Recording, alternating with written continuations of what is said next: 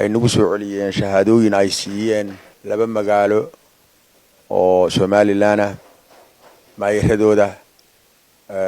Cabdiraxmaan iyo Cabdishakuur oo Berbera iyo Hargeisa kuwaas aanu jecelahay imika shahaadooyinkii participationka iyo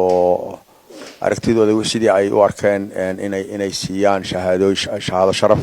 ka qaybgalka iyo contribution-kooda oo aan doonay inaan noo soo wakiisheen wasaarad ahaan inaan gudoonsiino Itoobiyan urban forumkii inay shahaadooyin soo celiyeen kuguna soo hagaajiyeen shahaadooyinkana gudoonsiin waan kaaga mahad celinaynaa anaga iyo